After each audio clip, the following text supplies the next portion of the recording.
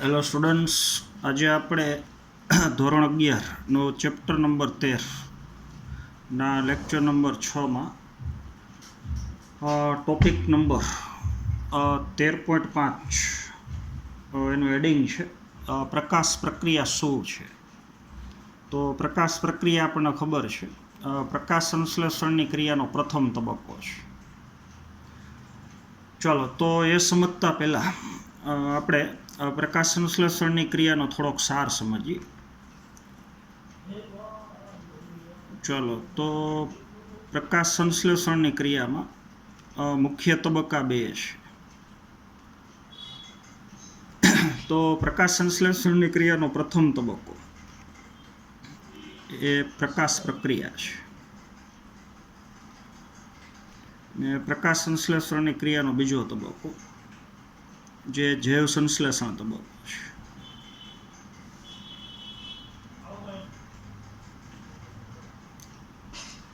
ચલો હવે પ્રકાશ સંશ્લેષણની ક્રિયાનો જે પ્રથમ તબક્કો છે પ્રકાશ પ્રક્રિયા, ચાલો અથવા એને તમે પ્રકાશ રાસાયણિક તબક્કો કહી શકો.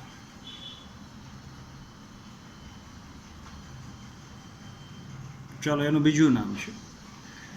ચલો હવે પ્રકાશ સંશ્લેષણની ક્રિયાનો પ્રથમ તબક્કો એ આપણને ખબર છે હરિતકણના ગ્રેના પ્રદેશમાં થાય છે, અને આ તબક્કો થવા માટે પ્રકાશની હાજરી ફરજિયાત છે. જૈવ સંશ્લેષણ તબક્કો બીજો તબક્કો એ હરિતકણના આધારકમાં થાય છે, અને એ તબક્કો જૈવ સંશ્લેષણ તબક્કો. ચાલો અથવા એને તમે બીજું નામ અંધકાર પ્રક્રિયા કહી શકો. તો પહેલો તબક્કો છે એ પ્રકાશ પ્રક્રિયા છે, અને બીજો તબક્કો અંધકાર પ્રક્રિયા છે. અંધકાર પ્રક્રિયાનું બીજું નામ છે જૈવ સંશ્લેષણ તબક્કો, એ આધારકમાં થાય છે. ચલો બીજો તબક્કો થવા માટે પ્રકાશની હાજરી આપણને ખબર છે જરૂરી નથી, અનિવાર્ય નથી. ચલો એ તમે જાણો છો. ચલો હવે પ્રકાશ સંશ્લેષણની ક્રિયાનો પ્રથમ તબક્કો જે પ્રકાશ પ્રક્રિયા છે, તો એમાં અનુક્રમે એક પછી એક કઈ કઈ ક્રિયાઓ થાય છે. તો પ્રથમ તબક્કાની અંદર સૌથી પહેલી પ્રક્રિયા એક તો પ્રકાશનું શોષણ થાય છે. આ બધી ક્રિયાઓ ખરેખર કઈ રીતથી થાય છે એ પછી આપણે આગળ સમજવાનું છે, પણ અત્યારે કઈ કઈ ક્રિયાઓ પ્રકાશ પ્રક્રિયામાં સમાવિષ્ટ છે એની આપણે વાત કરીએ છીએ. ચલો તો પ્રકાશ પ્રક્રિયાની અંદર પ્રથમ ક્રિયા એ પ્રકાશ શક્તિનું શોષણ છે. ચલો પછી પાણીનું પ્રકાશ પ્રેરિત વિઘટન છે. પ્રકાશ શક્તિનું શોષણ થવાથી એને અનુસરીને થતી બીજી ક્રિયા એ પાણીનું પ્રકાશ પ્રેરિત વિઘટન છે.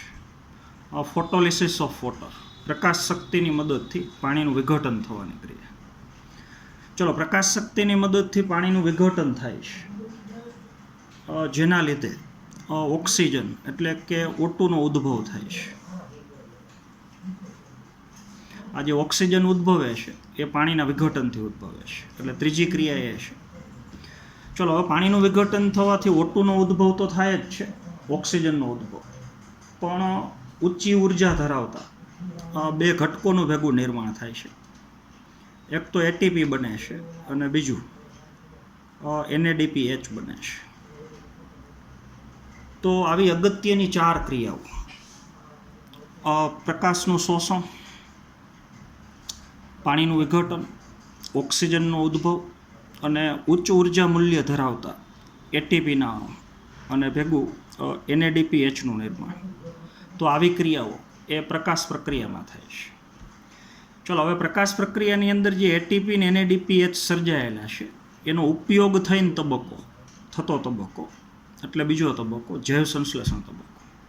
તો પહેલા તબક્કામાં એટીપી અને NADPH બને છે, અને બીજા તબક્કામાં એટીપી અને NADPHનો ઉપયોગ થાય છે. આ બધી ક્રિયાઓ ખરેખર કઈ રીતથી થાય છે એ આપણે આગળ પછી સમજવાનું છે. ચલો હવે આપણે વાત કરી કે પ્રકાશ પ્રક્રિયાની અંદર પ્રકાશ શક્તિનું શોષણ થાય છે. તો એ શોષણ કરતા ઘટકો કયા છે, એનું વર્ગીકરણ કેવી રીતથી છે, તો એ આખી ઘટના હવે આપણે સમજવાની છે. ચલો તો આગળ આપણે એની વાત કરવાની છે. ચાલો તો હવે આપણે જે ઘટક ભણીએ છીએ જે ક્વેશ્ચન આપણે ભણવાનો છે એ ભણવાનું છે પ્રકાશગ્રાહી સંકુલ. ચલો, અથવા એને તમે લાઇટ હાર્વેસ્ટિંગ કોમ્પ્લેક્સ એ કહી શકો, LHC, લાઇટ હાર્વેસ્ટિંગ કોમ્પ્લેક્સ, અથવા એને કહી શકો પ્રકાશગ્રાહી સંકુલ. ચલો, અથવા એને તમે પ્રકાશ તંત્ર કહી શકો. પ્રકાશ તંત્ર એટલે PS, ફોટો સિસ્ટમ. એ બરોબર સમજવાનું છે. તો પ્રકાશગ્રાહી સંકુલ, લાઇટ હાર્વેસ્ટિંગ કોમ્પ્લેક્સ, અથવા પ્રકાશ તંત્ર એટલે ફોટો સિસ્ટમ. ચલો, તો એના હવે ખરેખર બે પ્રકાર પડે છે. પ્રકાશગ્રાહી સંકુલ એક, જો બરોબર સમજવાનું છે. પ્રકાશગ્રાહી સંકુલ એક, અને એવી જ રીતથી પ્રકાશગ્રાહી સંકુલ બે. ચલો, અથવા એને કહી શકો તમે LHC1 અને LHC2. જોજો, અથવા એને તમે કહી શકો PS1 અને PS2, અથવા એને તમે કહી શકો પ્રકાશ તંત્ર એક અને પ્રકાશ તંત્ર બે. ચલો, તો આ આપણે ખાસ સમજવાનું છે. ચલો, તો સૌથી અગત્યની વસ્તુ જોજો, હવે આપણને ખબર છે પર્ણની અંદર હરિતકણ, જોજો બરોબર સમજવાનું છે. પર્ણ આપણને લીલા રંગનું દેખાય છે, એનું કારણ તો કે પર્ણની અંદર જે મધ્યપર્ણ પેશી છે એ મધ્યપર્ણ પેશીની અંદર આવેલી લીલા રંગની અંગિકા એટલે હરિતકણ. ચલો, હરિતકણમાં લીલા રંગનો વિસ્તાર આપણને ખબર છે ગ્રેના પ્રદેશ. એમાં બે ગ્રેનમને જોડતી રચના આંતરગ્રેનમ પટલ. તો આગળ આપણે વાત કરી હતી કે પર્ણ જે પ્રકાશ શક્તિનું શોષણ કરે છે એ પ્રકાશનું શોષણ ખરેખર ગ્રેના પ્રદેશ કરે છે. તો ગ્રેના પ્રદેશની અંદર આ જે રચના છે સિક્કા જેવી રચના, તો એક ભાગને આપણે મોટો કરીને બતાવીએ છીએ, તો એને તમે થાઇલેકોઇડ કહી શકો. ચલો, એક થાઇલેકોઇડ આપણે આમાંથી બતાવીએ છીએ, આ ચારમાંથી, અને એક થાઇલેકોઇડ આમાંથી બતાવીએ છીએ, આ બીજું થાઇલેકોઇડ. ચલો, હવે થાઇલેકોઇડમાં ફરતી બાજુ પટલ આવેલા છે, એટલે થાઇલેકોઇડ પટલમય રચના છે બંને થાઇલેકોઇડમાં, અને બે થાઇલેકોઇડને જોડતી વચ્ચેની પટલમય રચના તો કહી શકો આંતરગ્રેનમ પટલ. એટલે ખરેખર રચના આ રીતથી છે. તો આપણે એવું કહીએ છીએ કે હરિતકણની અંદર રંજક દ્રવ્ય, ચાર પ્રકારના રંજક દ્રવ્ય આવેલા છે. તો એ ચાર પ્રકારના રંજક દ્રવ્ય જોજો બરોબર સમજ, ભેગા મળી અને આખું જે સંકુલ બનાવે એને કહી શકો પ્રકાશગ્રાહી સંકુલ, અથવા લાઇટ હાર્વેસ્ટિંગ કોમ્પ્લેક્સ, અથવા પ્રકાશ તંત્ર, અથવા ફોટો સિસ્ટમ. ચલો, અથવા એને તમે એન્ટેના, અથવા એને તમે એન્ટેની પણ કહી શકો. એન્ટેના અથવા એન્ટેની પણ કહી શકો. જેમ ટીવીની અંદર એન્ટેના વેવ્સ કેચઅપ કરે છે, એવી જ રીતથી આ ચાર પ્રકારના રંજક દ્રવ્યનો જે આખો સમૂહ બને છે, 250 થી 400 અણુનો સમૂહ, તો એને તમે પ્રકાશગ્રાહી સંકુલ, લાઇટ હાર્વેસ્ટિંગ કોમ્પ્લેક્સ કહી શકો. તો એ જે લાઇટ હાર્વેસ્ટિંગ કોમ્પ્લેક્સ છે એ ખરેખર આ ગ્રેના પ્રદેશનું જે પટલ છે એમાં આવેલા છે. જો તો હવે જે હું બતાવું છું એ બધા સંકુલ છે.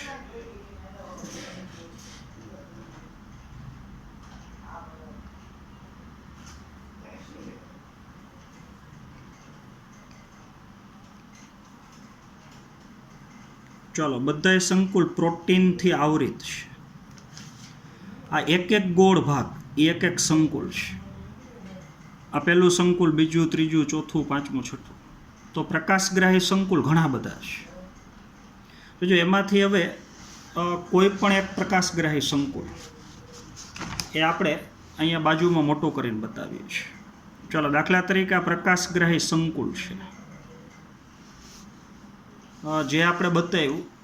આ થાઇલેકોઇડનું જે પટલ છે એ પટલની વચ્ચે જે અવકાશ છે એમાં સંકુલ છે, અને સંકુલ આંતરગ્રેનમ પટલમાં છે.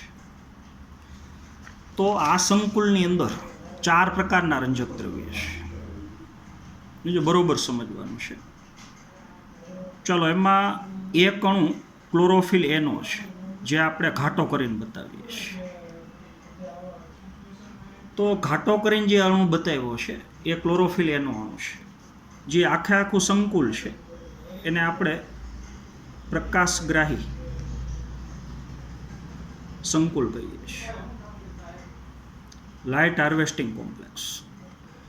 ચલો એક પ્રકાશગ્રાહી સંકુલમાં અણુની સંખ્યા 250 થી 400 છે. તમે ટેક્સ્ટબુકમાં આપ્યું છે કે દરેક સંકુલની અંદર રંજક દ્રવ્યના અણુની સંખ્યા હજારો છે, પણ ખરેખર સંખ્યા 250 થી 400. ચલો હવે 250 થી 400 અણુ છે, એમાં ક્લોરોફિલ એનો અણુ એ ફક્ત એક જ હોય. એટલે એક પ્રકાશગ્રાહી સંકુલમાં ક્લોરોફિલ એનો અણુ ફક્ત એક જ હોય. તો બાકીના હવે જે અણુઓ છે એ બધા ક્લોરોફિલ બીના અમુક અણુઓ છે, અમુક અણુઓ કેરોટીનોઇડ્સના છે, અમુક અણુઓ ઝેન્થોફિલના છે.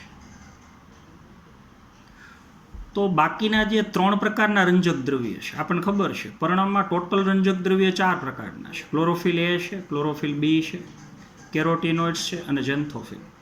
તો એક પ્રકાશગ્રાહી સંકુલમાં ક્લોરોફિલ એના અણુની સંખ્યા એ ફક્ત એક જ હોય, એટલે કે એનો એકાકી અણુ હોય. અને બાકીના જે અણુઓ છે એ 3 પ્રકારના રંજક દ્રવ્ય. જો એમાં 3 પ્રકારના રંજક દ્રવ્યમાં અમુક અણુ ક્લોરોફિલ બીના છે, અમુક અણુઓ એ કેરોટીનોઇડ્સના છે અને અમુક અણુઓ જે ઝેન્થોફિલના છે. તો આ 3 પ્રકારના જે રંજક દ્રવ્ય છે એના અણુઓ વધારે છે. ટોટલ અણુની સંખ્યા 250 થી 400. એમાંથી ક્લોરોફિલ એનો અણુ ફક્ત એક જ છે જે આપણે ઘાટો કરીને બતાવ્યું. તો બાકીના જે 3 રંજક દ્રવ્ય છે એના અણુની સંખ્યા વધારે છે. તો આ ત્રણેયને ભેગા મળી અને કહી શકો સહાયક રંજક દ્રવ્ય. આ મુખ્ય રંજક દ્રવ્ય નથી, પણ ક્લોરોફિલ એના અણુને પ્રકાશ શક્તિનું શોષણ કરવામાં સહાયભૂત થતા, મદદરૂપ થતા અણુ છે. તો પ્રકાશ શક્તિનું શોષણ કરતું મુખ્ય રંજક દ્રવ્ય એ ક્લોરોફિલ એ છે. તો એને તમે પ્રક્રિયા કેન્દ્ર કહીશો. ચલો, અથવા એને તમે મુખ્ય રંજક દ્રવ્ય કહીશો.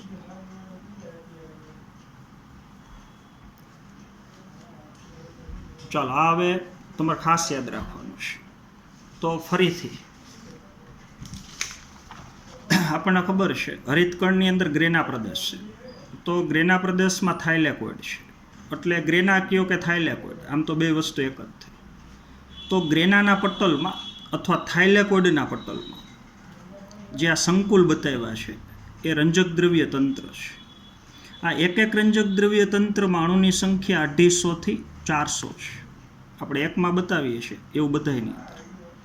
તો 250 થી 400 અણુનો જે આખો સમૂહ બન્યો એ રંજક દ્રવ્ય તંત્ર છે. તો એક ગ્રેનાની અંદર, એક થાઇલેકોઇડની અંદર રંજક દ્રવ્ય તંત્ર ઘણા બધા છે. ચલો, એમાંથી એક રંજક દ્રવ્ય તંત્ર અહીંયા આપણે મોટો કરીને બતાવ્યું છે. તો ક્લોરોફિલ એનો એક અણુ અને ઘણા બધા અણુઓ આ 3 રંજક દ્રવ્ય એ ભેગા મળીને બનતું પ્રોટીનથી ઘેરાયેલું આખું સંકુલ. એટલે આ જે પ્રકાશગ્રાહી સંકુલ છે એમાં ફરતી બાજુ પ્રોટીનનું આવરણ છે. તો બનતી આખી રચના એને તમે રંજક દ્રવ્ય તંત્ર અથવા એને પ્રકાશગ્રાહી સંકુલ અથવા એને લાઇટ હાર્વેસ્ટિંગ કોમ્પ્લેક્સ આખું કહી શકો. ચાલો, હવે તમે સમજી ગયા છો. જો તો 4 પ્રકારના રંજક દ્રવ્ય ભેગા મળી અને રંજક દ્રવ્ય તંત્ર બનાવે છે. બીજું એટલે આનું બીજું નામ રંજક દ્રવ્ય તંત્ર 1 અને રંજક દ્રવ્ય તંત્ર 2 આવું કહીશું. ચલો હવે એની વચ્ચે શું તફાવત છે? અત્યારે આપણે ખાલી વાત રંજક દ્રવ્ય તંત્રની જ કરી છે. પ્રકાશગ્રાહી સંકુલ અથવા એનું બીજું નામ કહી શકો રંજક દ્રવ્ય તંત્ર. ચલો એ હવે આપણે આગળ સમજવાનું છે. જો બરોબર સમજ. આગળની આકૃતિ ફરીથી બતાવું છું. ચાલો આ ગ્રેના પ્રદેશ એટલે કે થાઇલેકોઇડમાં ફરતી બાજુ આવેલું આપણે પટલ બતાવીએ છીએ. પછી આંતરગ્રેનમ પટલ. ચલો હવે થાઇલેકોઇડમાં જે ફરતી બાજુ પટલ છે અને આંતરગ્રેનમ પટલ છે, તો અહીંયા રંજક દ્રવ્ય તંત્ર આવેલું છે. હવે જે હું બતાવું છું ગોળ ભાગ એ રંજક દ્રવ્ય તંત્ર છે. તો આ એક જ પટલની અંદર ઘણા બધા રંજક દ્રવ્ય તંત્ર છે. ચાલો એ તમે સમજી શકો. ચાલો અહીંયા ઘણા બધા રંજક દ્રવ્ય તંત્ર છે, એમ અહીંયા રંજક દ્રવ્ય તંત્ર છે. ચાલો બધા રંજક દ્રવ્ય તંત્ર પ્રોટીનથી ઘેરાયેલા છે. ચલો હવે આ જે રંજક દ્રવ્ય તંત્ર છે એ બે પ્રકારના હોઈ શકે. જો દાખલા તરીકે આ રંજક દ્રવ્ય તંત્ર એક પ્રકારનું છે, આપણે કીધું પેટા પ્રકાર 2 છે. હાલો વળી પાછું આ દાખલા તરીકે 2 પ્રકારનું છે. ચલો આ એક પ્રકારનું છે, આ 2 પ્રકારનું છે. ચલો હવે થાઇલેકોઇડની ફરતી બાજુ જે પટલ હોય જોજો બરોબર સમજ, અથવા ગ્રેનાનું જે ફરતી બાજુનું પટલ છે એમાં રંજક દ્રવ્ય તંત્ર એ 2 પ્રકારના હોય. અમુક રંજક દ્રવ્ય તંત્રનો પ્રકાર 1 હોય ને અમુક રંજક દ્રવ્યનો તંત્રનો પ્રકાર 2 હોય. પણ આંતરગ્રેનમ પટલની અંદર જે આ રંજક દ્રવ્ય તંત્ર આવેલા છે એ બધાનો પ્રકાર હંમેશા 1 જ હોય. આ ખાસ તમારે આગળ માટે યાદ રાખવાનું છે. આંતરગ્રેનમ પટલમાં જેટલા રંજક દ્રવ્ય તંત્ર આવેલા છે 250 થી 400 અણુનો આ સમૂહ છે આખો. તો એમાં બધામાં પ્રકાર PS1 રંજક દ્રવ્ય તંત્ર 1 અથવા LHC11 પ્રકાશગ્રાહી સંકુલ 1 પહેલો જ પ્રકાર હોય. પણ આ પટલની અંદર ગ્રેનાના પટલમાં જે રંજક દ્રવ્ય તંત્ર આવેલા છે એમાં અમુકનો પ્રકાર 1 હોય ને અમુકનો પ્રકાર 2 હોય. તો આમાં 2 પ્રકારના રંજક દ્રવ્ય તંત્ર આવેલા છે. 1 હોઈ શકે અને ભેગો પ્રકાર 2 હોઈ શકે. અમુકનો પ્રકાર 1 છે, અમુકનો પ્રકાર 2 છે. તો કુલ મળી અને આખો જે ગ્રેના પ્રદેશ છે એમાં રંજક દ્રવ્ય તંત્રના 2 પ્રકાર છે, રંજક દ્રવ્ય તંત્ર 1 અને 2. ચાલો તો હવે કોઈ પણ એક રંજક દ્રવ્ય તંત્ર 1 આજે આપેલું છે. જોજો એ હું અહીંયા બાજુમાં એને મોટું કરીને બતાવું છું. દાખલા તરીકે રંજક દ્રવ્ય તંત્ર 1 છે. ચાલો હવે રંજક દ્રવ્ય તંત્રનો કોઈ પણ પ્રકાર હોય, રંજક દ્રવ્ય તંત્ર 1 હોય કે 2 હોય, એમાં પ્રક્રિયા કેન્દ્ર તરીકે ક્લોરોફિલ એનો ફક્ત 1 જ અણુ હોય. તો આજે 1 અણુ બતાવ્યો એ ક્લોરોફિલ એનો અણુ છે. ચલો બાકીના રંજક દ્રવ્ય આપણને ખબર છે એ સહાયક રંજક દ્રવ્ય છે. તો એમાં 3 પ્રકાર હોય, તમે જાણો છો. હાલો એવી જ રીતથી એક હું રંજક દ્રવ્ય તંત્ર 2 બતાવું છું એ મોટું કરી. અહીંથી આપણે એક રંજક દ્રવ્ય તંત્ર 1 લીધું, અહીંથી લ્યો કે અહીંથી લ્યો, અને હવે એક પ્રકાર બતાવીએ છે રંજક દ્રવ્ય તંત્ર 2. તો એમાં એવું જ હશે, એમાં 1 અણુ ક્લોરોફિલ એનો. ચાલો આ PS1 છે દાખલા તરીકે રંજક દ્રવ્ય તંત્ર ફોટોસિસ્ટમ 1, અને આ PS2 છે રંજક દ્રવ્ય તંત્ર 2. હાલ આમાં બાકીના અણુઓ ઓલા સહાયક રંજક દ્રવ્ય, એટલે 3 પ્રકાર, ક્લોરોફિલ B હોય, કેરોટીનોઇડ્સ હોય, ઝેન્થોફિલ. જો 2 વચ્ચે તફાવત શું છે? ચાલો હવે PS1નું જે ક્લોરોફિલ એનો અણુ એનું બીજું નામ આપણે પ્રક્રિયા કેન્દ્ર કહીએ છીએ. પ્રક્રિયા કેન્દ્ર. ચાલો એ તમે જાણો છો, જો બરોબર સમજવાનું છે. ચલો PS1 નું જે પ્રક્રિયા કેન્દ્ર છે, જોજો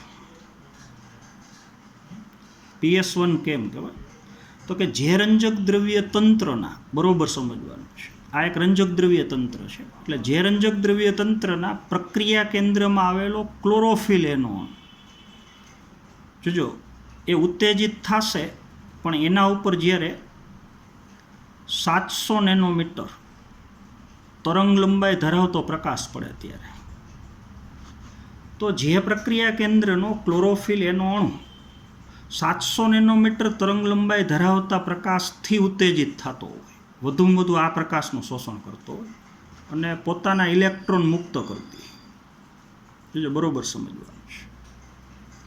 પછી ઇલેક્ટ્રોનનો સ્વીકાર કરે પ્રાથમિક વિજાણુગ્રાહક. ચલો એ એટલે શું, પછી આખું ઇલેક્ટ્રોનનું વહન શરૂ થાય, વિજાણુ પરિવહન તંત્ર. એ પછી આપણે આગળ સમજવાનું છે. ટેક્સ્ટ બુકમાં આ પ્રમાણે તમને આકૃતિ આપી છે 13.4, લાઇટ હાર્વેસ્ટિંગ સંકુલ, પ્રકાશગ્રાહી સંકુલ. પણ એમાં 1 કે 2 એવો પ્રકાર નથી બતાવ્યો, ખાલી બેનો ભેગો મળીને પ્રકાર બતાવ્યો છે. ચલો તો જે પ્રક્રિયા ફરીથી જે રંજક દ્રવ્ય તંત્રના પ્રક્રિયા કેન્દ્રમાં આવેલો ક્લોરોફિલ એનો અણુ 700 નેનોમીટર તરંગ લંબાઈ ધરાવતા પ્રકાશથી ઉત્તેજિત થાય અને પોતાના ઇલેક્ટ્રોન ગુમાવી દે, એટલે આ તરંગ લંબાઈના પ્રકાશનું વધુમાં વધુ શોષણ કરે, તો એને કહેવાનું ફોટો સિસ્ટમ 1, રંજક દ્રવ્ય તંત્ર 1. ચલો બીજું રંજક દ્રવ્ય તંત્ર 2, તો કે જે રંજક દ્રવ્ય તંત્રના પ્રક્રિયા કેન્દ્રમાં આવેલો મુખ્ય અણુ ક્લોરોફિલ એનો અણુ એ 680 નેનોમીટર તરંગ લંબાઈથી ઉત્તેજિત થાય અને પોતાના 4 ઇલેક્ટ્રોન ગુમાવે, એટલે આ પ્રકાશનું મેક્સિમમ શોષણ કરે. તો આને ઉત્તેજિત થવા માટેની તરંગ લંબાઈ 680 નેનોમીટર છે. આ ક્લોરોફિલ એના અણુને ઉત્તેજિત થવા માટેની તરંગ લંબાઈ 700 નેનોમીટર છે.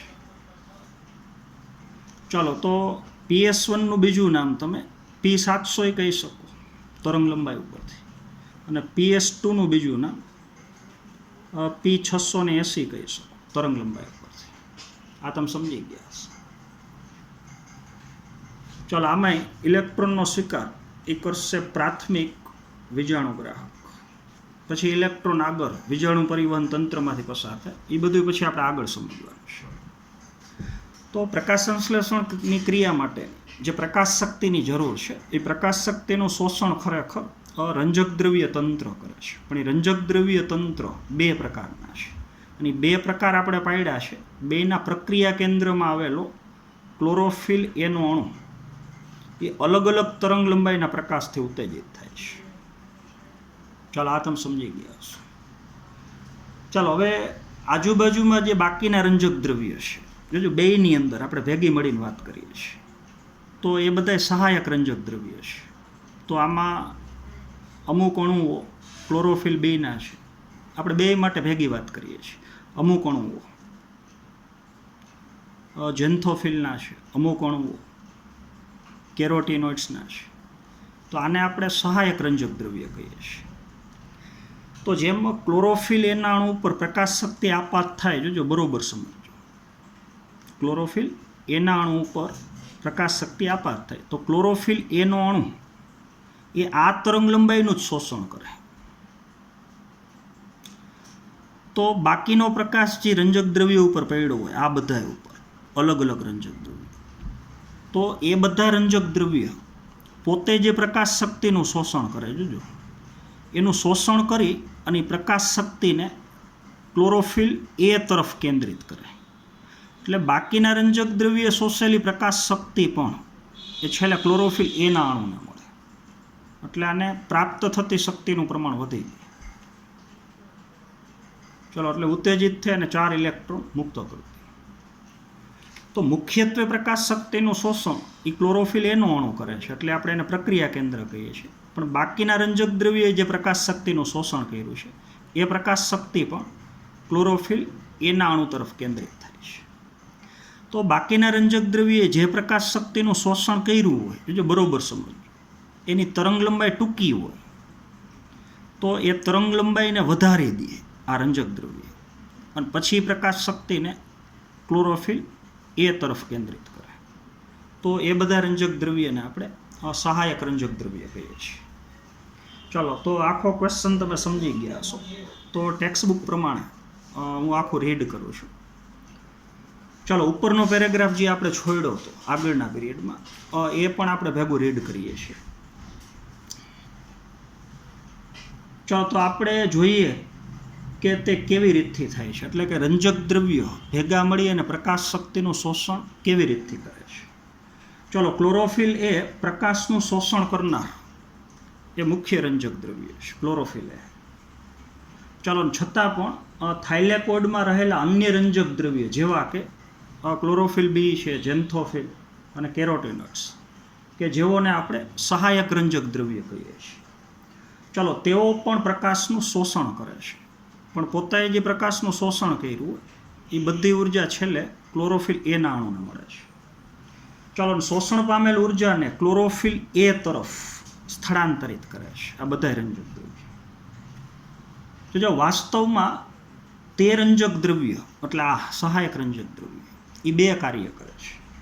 તો વાસ્તવમાં તે રંજક દ્રવ્ય એટલે સહાયક રંજક દ્રવ્ય માત્ર પ્રકાશ સંશ્લેષણ માટે અંદર પ્રવેશ પામતા જો પ્રકાશની ઉપયોગી તરંગ લંબાઈના વિસ્તારને વધારતા નથી. એટલે એ તો કરે જ છે. આ રંજક દ્રવ્ય પોતાના તરફ જે પ્રકાશ શક્તિ આવી છે એની તરંગ લંબાઈમાં વધારો કરી એ તો કરે જ, પણ વધારો કરી અને એ પ્રકાશને ક્લોરોફિલ એ તરફ કેન્દ્રિત કરે છે.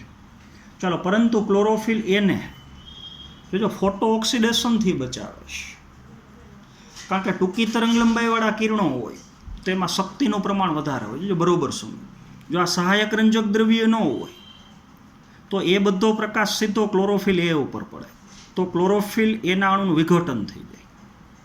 તો આ ક્લોરોફિલ એના અણુનું વિઘટન એ ભેગું અટકાવે.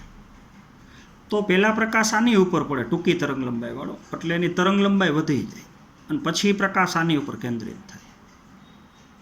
એટલે ટૂંકી તરંગ લંબાઈવાળા જે કિરણો છે એની હાનિકારક અસરથી પણ ક્લોરોફિલ એના અણુનું આ રંજક દ્રવ્ય રક્ષણ કરે છે અને પ્રકાશ શક્તિને આના તરફ કેન્દ્રિત કરે છે. હાલ, આ તમે સમજી ગયા છો. ચલો, હવે પ્રકાશ પ્રક્રિયા શું છે એ પેરેગ્રાફ વાંચું છું. ચલો, તો પ્રકાશ પ્રક્રિયા અથવા પ્રકાશ રાસાયણિક તબક્કામાં કઈ કઈ ઘટનાઓ થાય છે હમણાં આપણે આગળ જોયું એ પ્રમાણે. ચલો, એમાંથી અમુક ઘટનાઓ જે પછી આપણે આગળ એની ચર્ચા કરવાની છે. ચલો, તો પ્રકાશ પ્રક્રિયા અથવા પ્રકાશ રાસાયણિક તબક્કાની અંદર ચલો, એક તો પ્રકાશનું શોષણ, પછી પાણીનું વિભાજન, પછી O2નો ઉદ્ભવ એટલે ઓક્સિજનનો ઉદ્ભવ, અને ઉચ્ચ ઉર્જા મૂલ્ય ધરાવતા વધારે શક્તિ ધરાવતા મધ્યસ્થીઓ એટલે બે મધ્યસ્થી સંયોજન એટીપી અને NADPHનું નિર્માણ પણ સમાયેલ છે. ચાલો, હવે આ પ્રક્રિયામાં અનેક સંકુલો સંકળાયેલા છે. પ્રકાશ શક્તિનું શોષણ કરવામાં આ બધા સંકુલો સંકળાયેલા છે, અને જે સંકુલો રંજક દ્રવ્ય ભેગા મળવાથી બને છે. 250થી 400 અણુનો સમૂહ ભેગો થઈ અને પ્રોટીનથી ઘેરાયેલો એક આખો સમૂહ બનાવે, જેને આપણે રંજક દ્રવ્ય તંત્ર કહીએ છીએ. ચલો, આ પ્રક્રિયામાં અનેક સંકુલો સંકળાયેલા હોય છે. જો અહીંયા રંજક દ્રવ્ય 4 પ્રકારના રંજક દ્રવ્ય ભેગા મળી અને 2 પ્રકારના સંકુલ બનાવે, એક 1 અને એક 2. બીજું આગળ તો અહીંયા રંજક દ્રવ્ય 2 સ્પષ્ટ અલગ.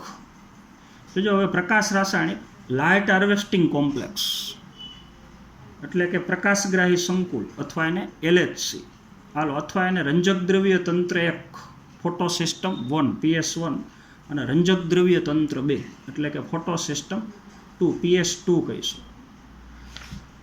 હાલો, આ તમે સમજી ગયા છો. જો હવે પ્રકાશ પ્રક્રિયા દરમિયાન એટલે કે પ્રથમ તબક્કા દરમિયાન, ચાલો, તો પ્રકાશ પ્રક્રિયા દરમિયાન તેમના કાર્યની ક્રમિકતાના આધારે નહીં, પણ તેમના નામ સંશોધનના ક્રમના આધારે અપાયેલા છે.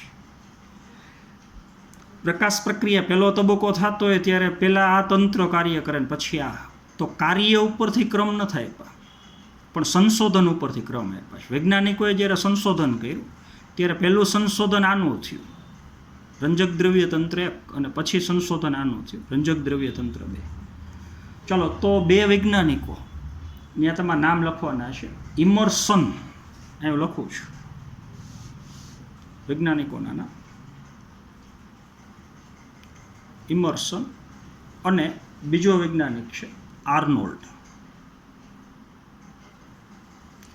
તો ઇમર્સન અને આર્નોલ્ડ નામના વૈજ્ઞાનિકે બે ભેગા મળી અને બે રંજક દ્રવ્ય તંત્રની શોધ કરી. એમાં પહેલાં PS1ની શોધ કરીને પછી PS2ની શોધ કરી.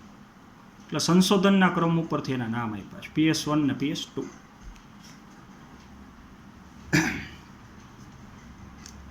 ચાલો હવે LHC એટલે બેમાંથી ગમે એ પ્રકારનું હોય, LHC1 હોય કે LHC2 હોય.